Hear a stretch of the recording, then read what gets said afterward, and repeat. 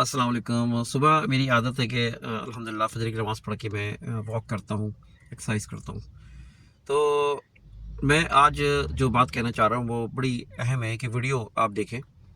ये आपको प्रॉपर्टी के यानी डॉक्यूमेंट्स कैसे चेक करते हैं, केडीए के डॉक्यूमेंट्स कैसे चेक करते हैं, इसके बारे में ये वीडियो है।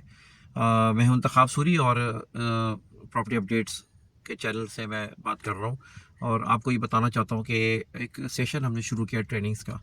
ट्रेनिंग शुरू की है जिसमें आप अपने बच्चों को, अपने दोस्तों को और ख़ुद भी आप शरीक हो सकते हैं।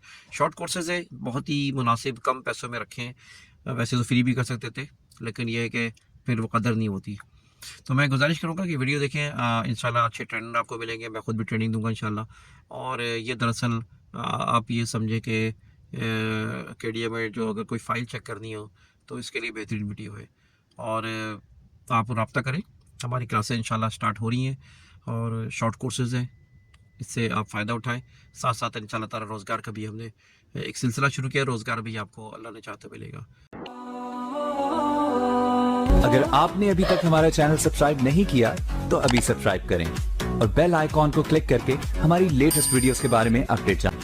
बेसिक डॉक्यूमेंट्स को समझना ज़रूरी है कि किस प्रॉपर्टी में कौन कौन से बेसिक डॉक्यूमेंट्स होते हैं। आम सबसे पहला मामला यही आता है कि आदमी ये सोचता है कि जी बेसिक डॉक्यूमेंट्स होते क्या हैं, क्या होना चाहिए, किस फाइल में क्या होना चाहिए। तो हमारा जो वास्ता पड़ता है आमतौर पे या तो किसी अथॉरिटी से पड़ता है, ठीक है। अथॉरिटी से मुराद को एमडीए, केडीए, एलडीए, या हमारा वास्ता पड़ता है किसी भी कोऑपरेटिव हाउसिंग सोसाइटी से पड़ता है, या फिर हमारा वास्ता पड़ता है बिल्डर से। देखिए, जब भी कोई फ़ाइल बनती है ना, सबसे पहली जो बुनियादी चीज़ आपने चेक करनी है किसी भी फाइल पर, आपके पास जो है रिसीप्ट्स या चालान होना ज़रूरी है। रिसीप्ट्स या चालान, वैसे तो असल चीज़ तो रिसीप्ट्स ही होती है। अच्छा, सेम यही चीज़ जो है कोऑपरेटिव सोसाइटी में भी नंबर ऑफ़ चालान जो है वो डिफरेंट हो सकते हैं, लेकिन सबसे पहले ज़ाहिर आप कोई चीज़ ख़रीदेंगे पहले पेमेंट करेंगे ना। और कॉमन सेंस ज़रूर यूज़ कीजिएगा कि जब भी कोई ज़मीन आप ख़रीदेंगे तो पेमेंट पहले होती है, अलाटमेंट बाद में होता है। जब आप पेमेंट पूरी कर देंगे तो किसी भी अथॉरिटी की जब पेमेंट पूरी मिल जाएगी तो उसके बाद जो है आप कहते हैं कि जी अलाटमेंट ऑर्डर जो है वो मेरे पास मौजूद होना चाहिए। हाउसिंग सोसाइटी में इसमें भी सेम यही चीज़ होती है कि जी अलाटमेंट ऑर्डर होता है। अलबत्ता बिल्डर जो होता है वो आपको अलाटमेंट ऑर्डर के बजाय जो है वो एलोकेशन देता है, ठीक है, एलोकेशन लेटर दे देता है। क्या फ़र्क है अलाटमेंट में और एलोकेशन में? मार्केट के लोग हैं ना आप लोग, किसी को पता है फ़र्क क्या है दोनों में? एलोकेशन मतलब आप वहाँ पर अपनी जगह बना सकते हैं। देखें, अलाटमेंट कोऑपरेटिव सोसाइटी देती है और अथॉरिटी देती है। इसका कोई मालिक होता है? किसी अथॉरिटी का कोई मालिक होता है? नहीं होता, सब एम्प्लॉय होते हैं। सोसाइटी में मेंबर होता है, मालिक कोई नहीं है। बिल्डर में मालिक होना ज़रूरी है, मेंबर नहीं होते हैं। अलाटमेंट जो है reserve piece of land according to size without number, plot number, ठीक है। और एलोकेशन में जो है reserve of piece of land with number, ठीक है। ये आपको लोकेट कर सकता है कि जी मैं आपको ये वाला प्लॉट दे रहा हूँ, इसकी बात कर लें भाई, ये बोलें ये प्लॉट कितने में देंगे आप, तो आप जब आप लोकेशन डिसाइड कर लेंगे तो वो एलोकेट कर दिया आपने, उसको हम कहते हैं एलोकेशन लेटर। जबकि कोई भी अथॉरिटी या सोसाइटी नंबर आपको दे ही नहीं सकती। पहले क्या होता है, अखबार में इश्तार आया, मैं आपने एप्लीकेशन दी प्लॉट के लिए, कितने गज़ का चाहिए जी, 120 गज़ का चाहिए, 240 चाहिए। सिर्फ साइज़ पे बात होती है, नंबर पे बात नहीं होती। आपको प्लाट कहाँ मिलेगा, क्या लोकेशन होगी, ये आपको नहीं पता होता। तो क्योंकि ये मालिक नहीं है इसलिए ये आपको लोकेशन दे ही नहीं सकते हैं, ठीक है। अलाटमेंट के वैसे अगर उर्दू में आप मीनिंग्स देखें तो इसके मायने होते हैं बंटवारा करना, आपस में बांट लेना कि भाई तेरा 120 गज़ का प्लॉट है और मेरा जो है वो 240 गज़ का है, इसका 400 गज़ का है, तो आप बंटवारा कर रहे होते हैं। एलोकेशन में जो है वो आपको जो है जगह पॉइंट आउट की जाती है। ये दोनों फ़र्क होते हैं, इसीलिए बिल्डर एलोकेशन देता है और अथॉरिटी जो है वो एलोकेशन कर ही नहीं सकती है जब तक के लेआउट अप्रूव नहीं हो जाए। बिल्डर के लिए लाजमी है कि पहले वो अपने नाम नोटेशन भी कराएगा, लेआउट भी अप्रूव कराएगा, उसके बाद जो है वो एनओसी भी लेगा, उसके बाद प्रोजेक्ट लॉन्च कर सकता है। यहाँ पे ऐसी कोई कंडीशन नहीं होती, ना कोऑपरेटिव में होती है। ज़मीन बाद में ख़रीदें, मेंबर 5000 बना लें, मेंबरशिप फीस ले लें, कोई फ़र्क नहीं पड़ता, ठीक है। अथॉरिटी जो है वो भी जब इश्तहार देती है 500 प्लाट हैं, 50,000 एप्लीकेशन लेने, सबसे पैसे ले लें, कोई फ़र्क नहीं पड़ता। बैलेटिंग होगी, बाकी लोगों के पैसे वापस हो जाएंगे। यही होता है ना, बिल्डर ये काम नहीं कर सकता। जितने प्लॉट हैं उतने प्लॉट बेचेगा, ईमानदार बिल्डर। ठीक। अच्छा, कभी ऐसा भी होता है कि जब आप फाइल चेक करते हैं ना, तो बहुत सारे लोगों ने, जैसे ख़ास तौर पे कोऑपरेटिव सोसाइटीज़ में, उन्होंने जो वर्डिंग यूज़ किया वो इंग्लिश के बजाय उर्दू में उन्होंने डॉक्यूमेंट्स बनाए। अब उर्दू में जो है वो ज़ाहिर है अलाटमेंट ऑर्डर बाज़ लोग नहीं लिखते, अलाटमेंट ऑर्डर की उर्दू क्या होगी, मिलिक सो मैंने लिख दिया। लेकिन क्योंकि अलाटमेंट का मतलब ये होता है कि reserve a piece of land according to size. ठीक है, अलाटमेंट ऑर्डर को उर्दू में हम कहते हैं कि किसी भी शख्स के लिए हमने वो जगह मुख्तस कर दी कि जी 120 गज़ का प्लॉट आपके लिए मुख्तस हो गया। तो उर्दू में जब लिखा जाएगा अलाटमेंट ऑर्डर को, इसका लिखा जाएगा मुख्तस नामा। जब अलाटमेंट ऑर्डर आ गया आपके पास, उसके बाद दूसरी जो है कंडीशन, दूसरी ख्वाहिश क्या होती है, पोजीशन मिल जाए। अच्छा, ये जो रिसिप्ट्स ऑफ चालान होते हैं ना हर अथॉरिटी के, ये डिफरेंट होते हैं। ये टाइप्स ऑफ अलाटमेंट होते हैं। कोई बैरिटिंग का प्लॉट होता है, उसमें 4 अलाटमेंट और 4 चालान होते हैं। कुछ कोटे के होते हैं, जैसे सीएम कोटा है, डिफेंस कोटा है, उसमें आमतौर पे 2 चालान होते हैं। शिफ्टीज़ कोटा होता है, शिफ्ट कोटा नहीं होता, सॉरी, शिफ्टीज़ के प्लॉट होते हैं, उसमें भी 2 चालान होते हैं। और ऑक्शन के होते हैं, उसमें 4 चालान होते हैं। तो जिस टाइप का अलाटमेंट होगा ना, उसी हिसाब से हम देखेंगे जी इसमें चालान कितने होना चाहिए इस फाइल पे। ये आपको ज़ाहिर है फिर जब क्लास होगी फिर हम आपको सिखाएंगे, ये बहुत पूरी डिटेल हो जाएगी। तो सिर्फ बेसिक डॉक्यूमेंट्स में आपको भी बता रहा हूँ। उसके बाद अलाटमेंट के बाद आप कहते हैं कि जी मुझे जो है पोजीशन मिल जाए, तो आपको जो है वो पोजीशन ऑर्डर इशू हो जाता है। ठीक है। अच्छा, एक तो पोजीशन ऑर्डर इशू होता है, एक आपको जो है एक्नॉलेजमेंट, ठीक है, एक्नॉलेजमेंट ऑफ पोजीशन, दोनों में फ़र्क होता है। ठीक है, फ़र्क क्या होता है, पोजीशन ऑर्डर का मतलब ये है कि आपको जो मैन अथॉरिटी है, अभी बैठो, मैन अथॉरिटी जो है वो आपको परमिशन दे देती है कि जाकर आप पोजीशन ले लें। उसको हम कहते हैं कि ये पोजीशन ऑर्डर है। 2 कॉपी मिलती है, एक कॉपी साइड ऑफिस पे जाके आपको देना होती है, क्योंकि पोजीशन कहाँ मिलेगा, ज़ाहिर ज़मीन पे मिलेगा ना, ऑफिस में तो नहीं मिलेगा। तो वो आपको परमिशन दे देते हैं। ये समझ लीजिए परमिशन है पोजीशन ऑर्डर। ठीक है, ये परमिशन है। पोजीशन ऑर्डर लेकर आप साइट पर जाते हैं तो फिर वो आपको डिमोर्केशन करके आपको एक साइट प्लान दे देते हैं। भाई ये आपकी डिमोर्केशन है, ये फ्रंट आएगा, ये डेप्थ आएगी, ये साइज़ आएगा, ये बाउंड्रीज आएंगी, ये रोड आ जाएगा, इसकी ओरिएंटेशन ये है, ईस्ट है या वेस्ट है। ठीक है, इसकी डायमेंशन क्या है, ये सारी चीज़ें उसमें मेंशन होती हैं। उसके बाद आपको बोलते हैं कि अब आप साइन कर दें, हमने आपको पोजीशन दे दिया। तो जो सिग्नेचर आप करते हैं वो एक्नॉलेजमेंट ऑफ पोजीशन कहलाता है। ठीक है, दोनों में ये फ़र्क है। अच्छा, इसके साथ साथ साइट प्लान भी आ जाएगा। साइट प्लान ये हो गया बेसिक डॉक्यूमेंट्स। ठीक है, पोजीशन मिल गया, आपके प्लाट पे कब्जा हो गया, केडी आपका चौकीदार नहीं है, ये ध्यान में रखिएगा कि मैं कंप्लेन करूंगा और केडी वाले रिमूव कर देंगे। पोजीशन से पहले तो पाबंद होते हैं, वो पोजीशन देने के बाद जो है वो आपकी चौकीदारी नहीं करेंगे। वो आपको बोलेंगे ये हमने आपको पोजीशन दे दिया ना, आप जानो, आपका काम जानो, हम इस झगड़े में नहीं पड़ते। ठीक। अच्छा, पोजीशन को उर्दू में हम बोलते हैं जी कब्जे का ये है हुक्मनामा, यानी आपको साइड एग्जीक्यूटिव इंजीनियर को जो है हुक्म दिया जा रहा है जी इन्हें कब्ज़ा दे दें, और फिर जब वो आपको कब्ज़ा दे देता है तो फिर वो कब्ज़े की रसीद आपको इशू कर देता है। अगर उर्दू में कोई फ़ाइल होगी तो फिर ये वर्डिंग यूज़ होगी। ठीक है, और अगर इंग्लिश में तो वो तो बड़ा कॉमन सा है। ये होते हैं बेसिक डॉक्यूमेंट्स। ठीक है, यानी रसीदें कंप्लीट होना चाहिए, allotment order, position order, acknowledgement of position, site plan. ठीक। अच्छा, ये सेम जो है कोऑपरेटिव सोसाइटीज़ में ये सारी चीज़ें सेम होती हैं। ठीक है, एक फ़र्क होता है, वो फ़र्क ये होता है कि जब कोऑपरेटिव सोसाइटी जब अपने मेंबर बनाती है तो उन सब को जो है वो शेयर जो है वो अलाट करती है, उसको हम कहते हैं शेयर सर्टिफिकेट। सॉरी, अलाट नहीं करती, इशू करती है शेयर सर्टिफिकेट। जिसके पास शेयर सर्टिफिकेट होगा वो इलेक्शन में वोट देने का राइट रखता है, और जिस फाइल में शेयर सर्टिफिकेट नहीं होगा या उसके ट्रांसफ़र लेटर पर एसोसिएट मेंबर लिखा हुआ होगा, वो वोट देने का राइट नहीं रखता है। ठीक है, एक तो ये बात याद रखिएगा। दूसरी बात ये याद रखिएगा, मैंने जो आपको एक सीक्वेंस दी है ना, ये इसी सीक्वेंस से चेक करना है। अगर अलाटमेंट ऑर्डर 1982 का है तो पोजीशन ऑर्डर 1980 का नहीं हो सकता है। कॉमन सेंस की बात है, ये ध्यान रखिएगा। अगर अलाटमेंट ऑर्डर 1980 का है तो शेयर सर्टिफिकेट 1982 का हो सकता है। नहीं, सॉरी, नहीं हो सकता। क्यों? क्योंकि शेयर सर्टिफिकेट पहले होगा। अगर 1980 का अलाटमेंट है तो शेयर सर्टिफिकेट 80 से पहले का होगा या अलाटमेंट की डेट से पहले का होगा। ठीक है, और पोजीशन हमेशा अलाटमेंट डेट की डेट के बाद होगा, पहले नहीं हो सकता। यानी ये चीज़ें बिल्कुल ज़हन में इसलिए रखिएगा कि जब जाली फाइल बनती है ना, तो वो कहीं ना कहीं जो है वो पकड़ देता ज़रूर है। लास्ट सैटरडे को मेरे ख्याल से एक जहाँ इमरान साहब भी आए थे, तो वहाँ पर मुझे फ़ोन आया था कि जी कुछ डॉक्यूमेंट्स चेक कराने हैं। तो 2 वकील थे, उनका कोई आपस का झगड़ा चल रहा था, पावर जो है वो जली थी। तो मैंने कहा जी फ़लाँ जगह आ जाए। वो आए मेरे पास और वो पावर दिखाई, तो पावर इतनी खूबसूरती से बनाई गई थी कि वो मैं कह कर भी ये नहीं कह सकता था, यानी पहचान कर भी नहीं कह सकता था कि ये जाली फाइल है।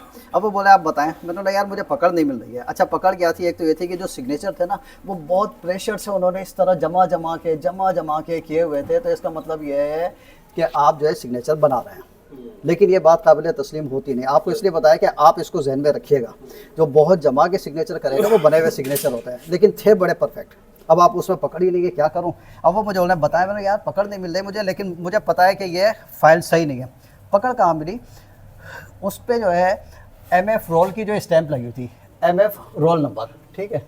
अच्छा ये हमें पता है कि जी MF रोल नंबर जो है वो चले 2015 तक, 1986 से 2015 तक चले ना। 86 से पहले थे, 85 में नहीं होगा, 84 में नहीं होगा, और 15 के बाद नहीं होगा। स्टैम्प लगी हुई थी MF रोल नंबर की, ठीक है।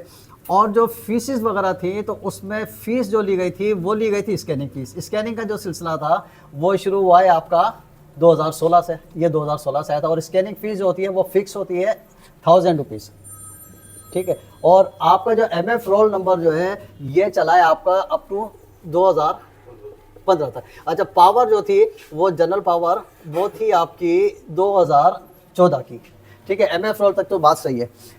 कहाँ पे उसने जो है वो झोल दी, यानी मुझे जो पकड़ दी वो वहाँ दी कि MF रोल नंबर की जो फीस होती है वो पर पेज के हिसाब से होती है, और वो होती है पर पेज ₹5। अब अगर 6 पेज हैं तो 30 रुपये फीस होगी, 10 पेज भी हैं तो 50 रुपये फीस होगी, 5 रुपये ना पर पेज, 5 रुपये तो 50 रुपये होगी। 1000 रुपये नहीं हो सकती। 2024 के डॉक्यूमेंट में 1000 रुपये फीस मैंने वहीं पकड़ लिया, मेरे जाली है। बोलते अब बताओ किस किस तरह, मुझे इसलिए जाली है। उसके बाद मैं निकल गया। तो डॉक्यूमेंट्स को देखना होता है इतनी गहराई से, फिर वो अपनी पकड़ देता ज़रूर है। जो भी जाली डॉक्यूमेंट होगा वो लाजमी अपनी पकड़ देगा, ठीक है। तो अपनी आदत बना लें, डॉक्यूमेंट्स के मामले में नो कॉम्प्रोमाइज़, खुद चेक करें। कोर्स कंप्लीट, अभी तो हम बड़े इस छोटा शॉर्ट कोर्स है ये, जब वो कंप्लीट कोर्स कराएंगे ना, तो मैं अपने स्टूडेंट से एक प्रॉमिस करता हूँ कि जब ये कोर्स कंप्लीट आप कर लोगे ना, तो फाइल आपसे बातें करेगी। क्या करेगी? फाइल आपसे बातें करेगी। फाइल आपको बताएगी कि जी ओरिजिनल है या नहीं। फाइल आपको बताएगी कि किस किस मराहिल से ये फ़ाइल गुजर चुकी है, पहले किसने लिया, फिर किसने लिया, फिर किसका इंतकाल हुआ, कौन जिंदा है, कौन मर गया, सब लिखा होता है फाइल में। सिर्फ देखने वाली आँख होना चाहिए, ठीक है। और उसके लिए ज़रूरी नहीं आप चश्मा लगा के 4 आँखों से देखें। मैं बगैर चश्मे के भी 40 पॉइंट आपको दूंगा कम से कम, इस चीज़ के कि आप फाइल देखें। जब आप फाइल 40 एंगल से देखेंगे किसी एक पेज को, तो मजाले वो आपकी निगाह से चूक जाए। मुकद्दर में खराबी हो तो अलहदा बात है, लेकिन हो नहीं सकता कि जाली फाइल आप पकड़ ना सकें, ये नामुमकिन सी बात है। तो बहरहाल आपने एक तो ये जो सीक्वेंस है इसको जहन में रखना है, कौन सा डॉक्यूमेंट पहले इशू होता है, कौन सा डॉक्यूमेंट बाद में इशू होता है, ये आपके जहन में होना चाहिए। इससे जो है आपको पता चल जाएगा फाइल 1 नंबर है 2 नंबर। एक तो मैंने आपको फ़र्क बताया, ये house cooperative housing society same यही चीज़ होती है, ठीक है। ये बिल्कुल सारी डॉक्यूमेंट यही होते हैं, सिर्फ एक शेयर सर्टिफिकेट इसमें एक्स्ट्रा होता है। अच्छा शेयर सर्टिफिकेट भी लाजमी नहीं हर सोसाइटी ने दिया हो। तकरीबन 60% सोसाइटीज़ ने शेयर सर्टिफिकेट इशू किया है, और 40% सोसाइटीज़ ऐसी हैं और वेल नोन सोसाइटीज़ हैं जिन्होंने शेयर सर्टिफिकेट इशू नहीं किया। जैसे कनीस फातिमा सोसाइटी है, KD एम्प्लॉय सोसाइटी है, इसमें शेयर सर्टिफिकेट नहीं है। सदर सोसाइटी में चले जाएँ, वहाँ आपको शेयर सर्टिफिकेट मिल जाएगा, ठीक है। मेरठ में चले जाएँ, अलीगढ़ में चले जाएँ, आपको शेयर सर्टिफिकेट मिलेगा। तो ज़रूरी नहीं कि लाजमी शेयर सर्टिफिकेट नहीं है तो जनाब ये फ़ाइल ही जाली है। ये आपको मार्केट से पूछना पड़ेगा कि इस फाइल में शेयर सर्टिफिकेट होता था या नहीं, ठीक।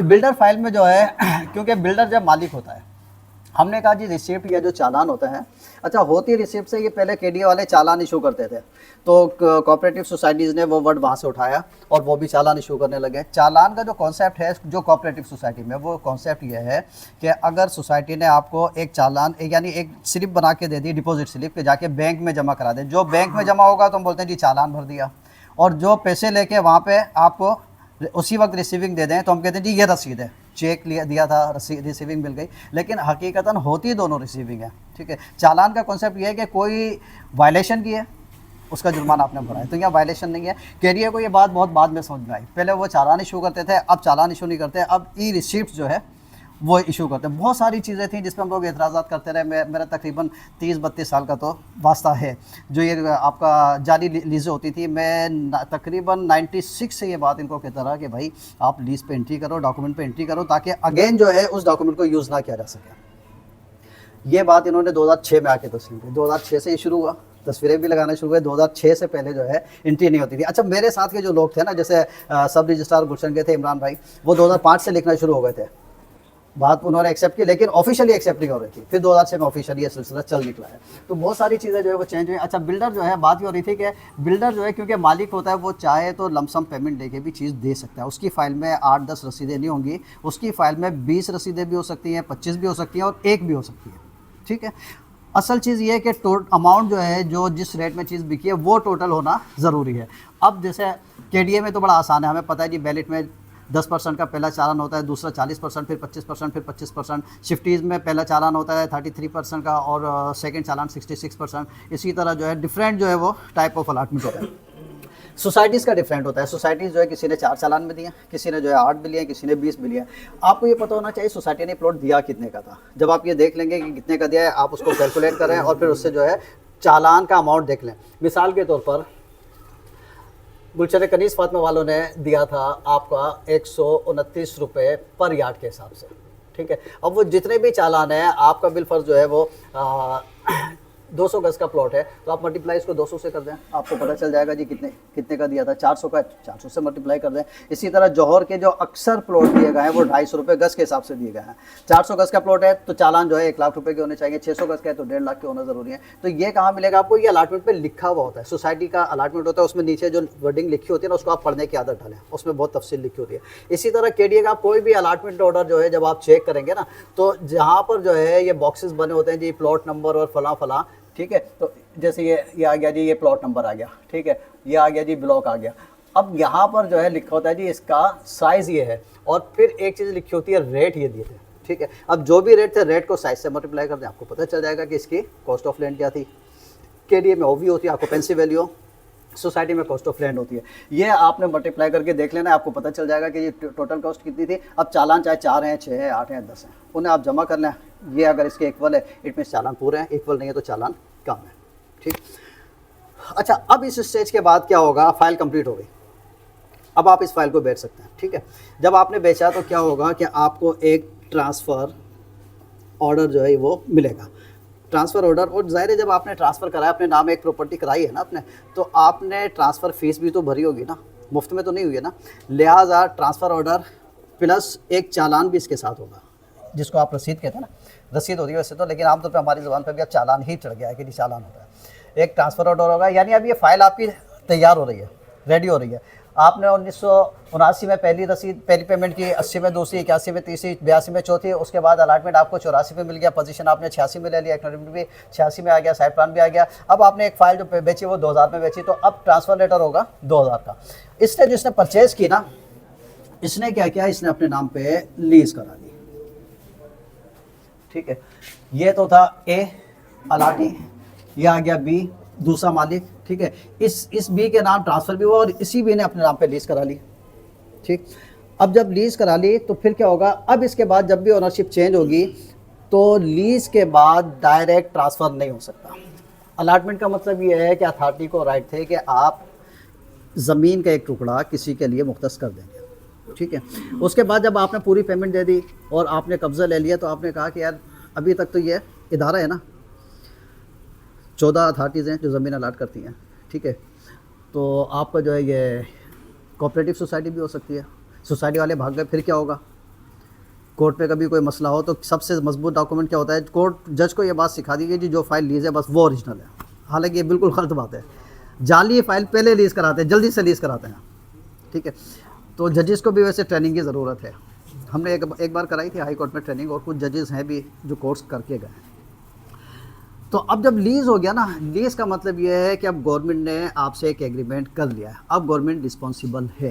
ठीक, अब लीज़ कराने के बाद जब आप अथॉरिटी के पास जाते हैं कि ये आप जो है ओनरशिप चेंज कर दें, बी के नाम है अब हम सी के नाम कराना चाह रहे हैं, तो गवर्नमेंट आपको डील नहीं करेगी। गवर्नमेंट कहती है नहीं, देखो जब तक अलाटमेंट था, अलाटमेंट को ट्रांसफ़र करना हमारा राइट था, हमारा अख्तियार था, हमारी पावर थी। अब ये गवर्नमेंट इन्वॉल्व हो गई है। अब पहले आप वो राइट्स जो गवर्नमेंट ने आपको दिए हैं रेजिडेंशियल यूज़ के, कमर्शियल यूज़ के, इंडस्ट्रियल यूज़ के, किस साइज़ में है, क्या है, कोई बारूदी मवाद घर में तो नहीं रखा है, कोई मामला तो नहीं है, वो सब लीज़ में लिखा हुआ होता है। तो आप ये लीज़ के राइट्स पहले मुंतकिल कराएं। जब आप लीज़ के राइट्स मुंतकिल कराने जाते हैं ना, ये तो पूरी एक क्लास ही हो रही है एक तरह से। जब आप लीज़ के राइट्स मुंतकिल कराने जाते हैं तो क्या होता है, लीज़ के राइट्स मुंतकिल कराने के लिए जब आप जाते हैं तो पहले तो आपने लीज़ अपने नाम पे रजिस्टर्ड करा लिया। अच्छा, लीज़ भी कोई एक नहीं होती है, A lease, B lease, C lease, addendum of lease deed, extension of lease deed, surrender of lease deed, 7-8 किस्म की जो है वो लीज़ होती है। वो फिर कोर्स में हम डिटेल में आपको बताएंगे। जब आप लीज़ के लिए गए कि जी लीज़ जो है हमने मुंतकिल करानी है किसी के नाम, तो मुंतकिल करने के लिए हम जो लफ्ज़ यूज़ करते हैं वो यूज़ करते हैं कन्वे करना। यार आप फला जगह जा रहे हो, मेरा मैसेज कन्वे कर देना, ठीक है, कन्वे करना। और कन्वे करने के लिए जो डॉक्यूमेंट हम यूज़ करते हैं उसको कहते हैं कन्वेंस डीड। क्या मतलब कि जब भी लीज़ की ओनरशिप चेंज होगी तो लीज़ के राइट्स कन्वे हो जाएंगे, और कन्वे करने के लिए हम वर्ड यूज़ करेंगे कन्वेंस डीड। लेकिन जब राइट्स मुंतकिल हुए, ऐसे ही तो नहीं होगा ना कोई तो वजह होगी ना भाई, कोई तो रीज़न होगा ना। क्या रीज़न हो सकता है? हो सकता है कि भाई आपने जो है उससे कुछ अमाउंट लिया है, आपने उससे कोई सेल कंसिडरेशन की है, रेट लिए हैं, ठीक है, या आपने जो है विदाउट अमाउंट के जो है आपने उसको ऐसे ही दे दिया, यानी गिफ्ट कर दिया। और हो सकता है कि आपने अमाउंट भी नहीं लिया, लेकिन आपने जो है एक कुदरती मोहब्बत होती ना अपने वालिदैन से, अपने बच्चों से, अपने बहन भाइयों से, तो वो बाय नेचुरल लव आपने जो है वो प्रॉपर्टी मुंतकिल करा दी। ये भी हो सकता है कि जी बब्बा का इंतकाल हो गया तो जी इनहेरिटेंस का मसला आ गया था, इसलिए हमने मुंतकिल करा लिया, ठीक है। और भी बहुत सारे रीज़न होते हैं। अब जब सिचुएशन चेंज होगी, कन्वेंस डीड का नाम चेंज हो जाएगा। आपने सेल की डील की है, अब हम बोलेंगे जी ये है, क्या है, सेल डीड। आपने जो है पैसे नहीं लिए, हमने कहा जी फ्री में दे दी उठा के, तो ये हो गई गिफ्ट डीड, ठीक है। आपने कहा कि जी ये गिफ्ट तो हुई है, लेकिन जो है ये by natural love, natural love वालिदैन से होती है, नेचुरल लव बच्चों से होती है, बहन भाइयों से होती है, एक तो पेरेंट्स होते हैं, ठीक है। इसको हम ये भी कहते हैं कि जनाब ये जो है आपका ब्लड रिलेशन कहते हैं, चाइल्ड्स, ठीक है, सिबलिंग और स्पाउस, मियाँ बीवी। तो जब ब्लड रिलेशन पाया जाएगा तो हम कहते हैं जी ये नेचुरल लव हो गई, वालिदैन, बहन भाई, औलाद और मियाँ बीवी, ठीक है। अच्छा, मियाँ बीवी में ब्लड रिलेशन तो नहीं होता है, लोग पूछते हैं यार इनमें तो है ही नहीं। तो हमारी एक लेडी स्टूडेंट थी, जब ये सवाल आया तो मैं तो सारे गड़बड़ा गया और बोला सर मियाँ बीवी में तो होता ही नहीं है ब्लड रिलेशन, तो इनको क्यों ब्लड रिलेशन में शामिल किया। अब हम जो भी वजह बता दें, लेकिन वो एक लड़की बैठी हुई थी, उसने हाथ उठाया, बोली सर मैं जवाब दूंगी इसका। उसका जवाब भी हमारे सारे तजर्बे पे भारी था। उसने कहा सर इसलिए होता है ब्लड रिलेशन कि शादी के बाद औरत जो है ना वो खून बहुत पीती है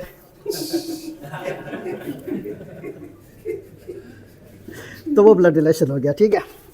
तो इसको हम क्या कहेंगे कि जनाब ये है ऑरल गिफ्ट डीड, ठीक है। इनहेरिटेंस का है तो रिलिक्विशमेंट डीड होती है। अच्छा, बाद रिलिक्विशमेंट डीड यानी अपना हक छोड़ देना। अच्छा, बाद औक़ात ऐसा होता है कि जी वो पुरुष आपस में लड़ जाते हैं, देखिए मैं तो विड्रा नहीं करता, मैं विड्रा नहीं करता। अब उसका क्या होगा, फिर उसके दूसरे हल होते हैं, हर चीज़ का हल होता है, ठीक है। तो वो हम टाइम टू टाइम जो है जब इस तरह की क्लासेस होंगी हम ये, ठीक है। अच्छा, ये तो हो गई बात बेसिक डॉक्यूमेंट्स की। फिर केडीए की जो टैक्सेशन है उस वो हम आपको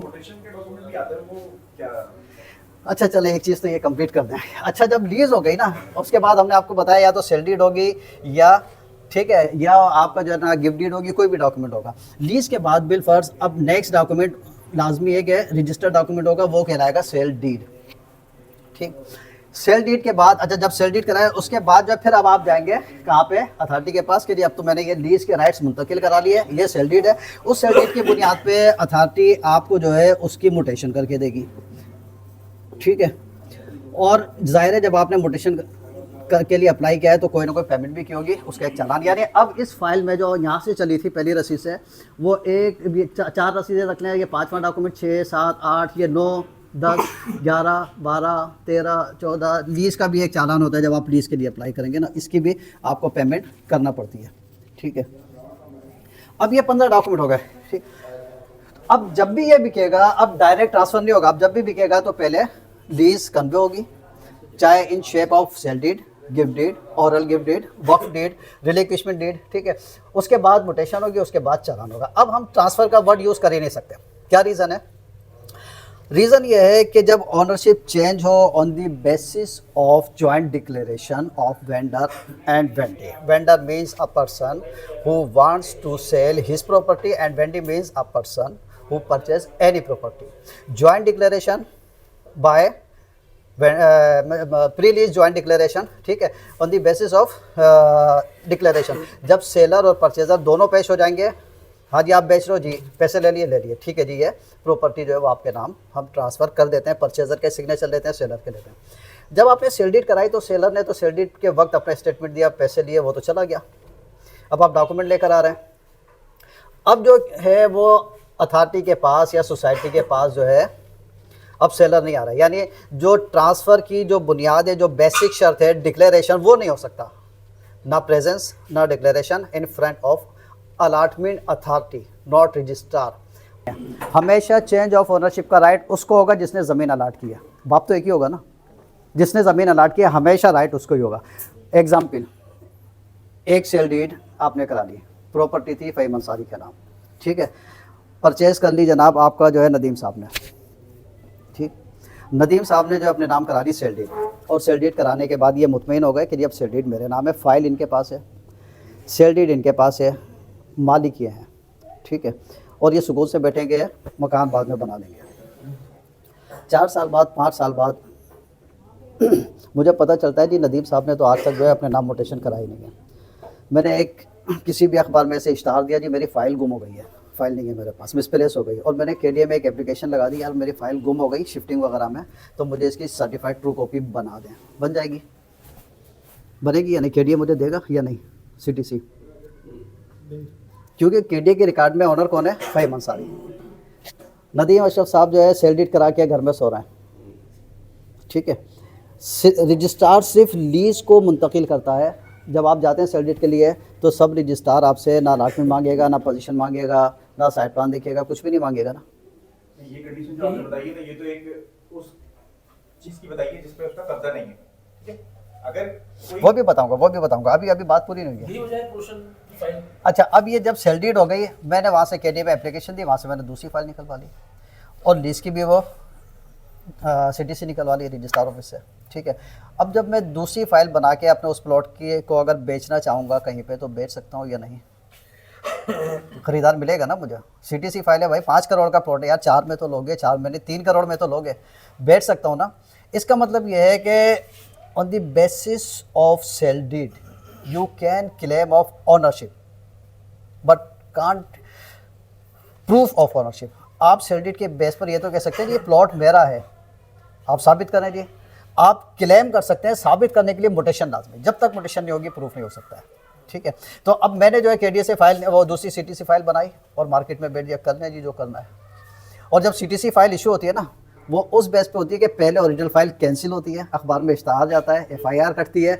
अब KDA में अगर ओरिजिनल फाइल जाएगी भी ना तो वो एक्सेप्ट नहीं करेंगे, चाहे आपके पास ओरिजिनल, अब आप कोर्ट चले जाएँ, वहाँ जाके लड़ें, हम जो है अब CTC फाइल को एक्सेप्ट करेंगे। अच्छा, अगर सिचुएशन ये हुई कि आपकी फ़ाइल आपके घर में गुम हो गई, बहुत तलाश किया नहीं मिली, आपने CTC निकलवा ली, फिर आपको ओरिजिनल फाइल मिल गई, आपने बोला यार अब मैं CTC क्यों बेचूं भाई, अब तो ओरिजिनल फाइल मेरे पास है। अब आप ओरिजिनल फाइल लेके KDA जाएंगे, KDA उस आपकी फ़ाइल, ओरिजिनल फाइल आपसे एक्सेप्ट ही नहीं करेगा। वो बोलेगा जी पहले वो CTC फाइल जो आपने इशू कराई है ना, पहले वो आप सरेंडर करोगे, फिर इसकी जो है ना ऑथेंटिकेशन होगी, वरना फिर इसको एक्सेप्ट नहीं किया जाएगा, ठीक है।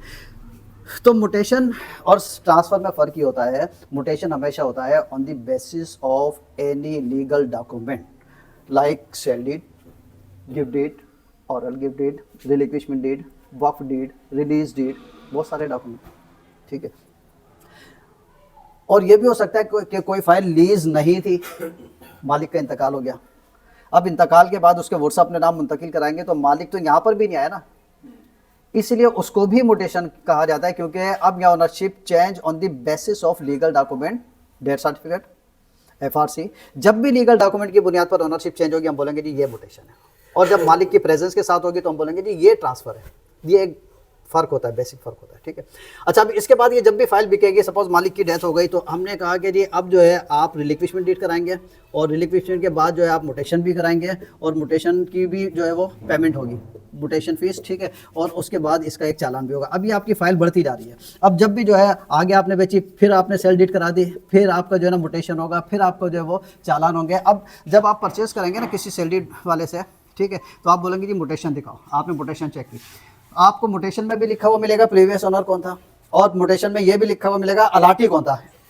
ये ए कौन था, अलाटी ए आपने बी से ली, इसने जो है वो सी के नाम आ गई, सी के बाद जो है डी के नाम आ गई, डी के बाद ई के नाम आ गई। आप ई से परचेस कर रहे हैं, तो उसमें एक तो सेल डीड के सेकंड पेज पे ये सारी स्टोरी लिखी होगी, जो हमने एक फाइल बनाई है ना, पूरी स्टोरी उस पर लिखी होगी कि लीज कब हो गया। अच्छा, सिर्फ लीज के बाद, लीज तक होगी, उससे पहले तो ताल्लुक ही नहीं है। तो आपने देखा सेल डीड में जो ई ने परचेस किया, किससे क्या है जी, डी से क्या है। आपने कहा जी ई की सेल डीड भी होना चाहिए, मोटेशन भी होना चाहिए, और एक चालान भी होना चाहिए उसी डेट का, ठीक।